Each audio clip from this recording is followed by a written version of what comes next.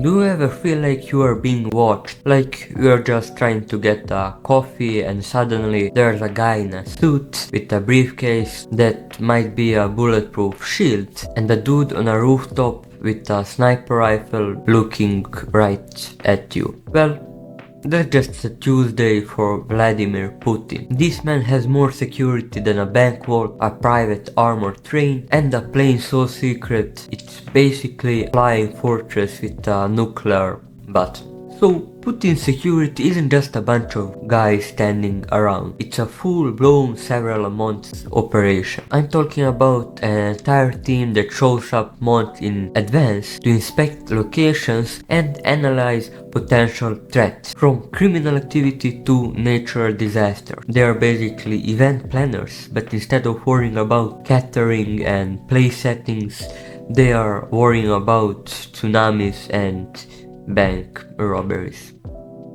A month before he even shows up, they are on site, installing signal jammers and surveillance equipment, so you can't even get a Wi-Fi signal because the guy in the limo needs to make sure he is safe.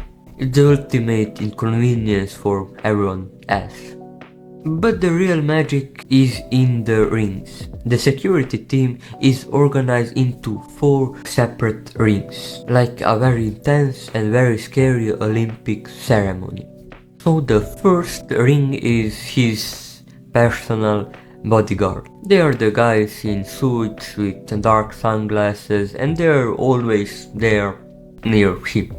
And they have these briefcases that are also bulletproof. You can't even go to a meeting with this guy without wondering if his briefcase is going to suddenly turn into a fortress. It's the kind of accessory that really says, I'm prepared for anything, especially a spontaneous hail of bullets. The second ring are the discreet guys. So they are dressed into normal clothes and they blend into the crowds, looking for potential attackers. They're the who is the weirdo guys. So if you're just standing in a crowd and a guy in a boring grey hoodie is staring at you, it might not be a creep, it might just be Putin's security. And the third ring surrounds the crowd to make sure no suspicious individuals get too close. They are the no, you can't come in guys. And the fourth guys, that's the one that's really a kicker. It's a bunch of snipers on rooftops. While everyone is down there looking at a motorcade, there's a bunch of people on rooftops looking for trouble. Truly a cinematic level of paranoia. But the vehicles are where it gets bonkers. Putin's armored limousines are made by the Russian company called Aurus. They are equipped with night vision cameras, run flat tires, and they can even withstand chemical gas attacks. So if you are a supervillain trying to get to Putin, you are going to need a lot more than a car bomb.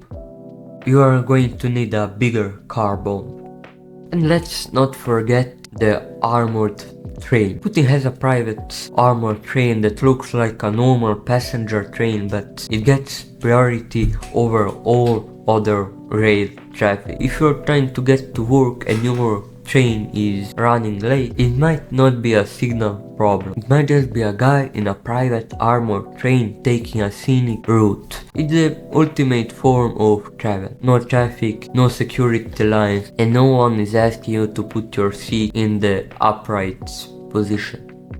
But the best part, the flying Kremlin. That's the nickname of his modified Ilyushin Tu-96-300 PU aircraft. I hope I pronounced that right.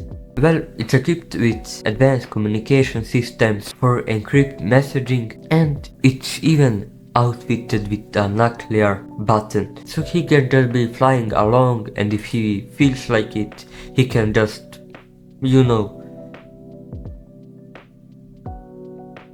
it's the kind of feature that you don't even get on the first class planes. Also, Putin's background in KGB and Russian Secret Service means he has a deep understanding of security. He is basically his own security consultant. He knows what to do, what to look for, and how to stay alive. So when you see a guy with a fleet of jets, an armored train, and a bunch of people in suits who can turn briefcase into shields, it's not just a guy who's paranoid, it's a guy who knows what he's doing. So, hit that like button, subscribe, and let me know in the comment what's the most absurd security measure you have ever heard of. And while you get on a plate with a guy who has a nuclear button, let me know. Later.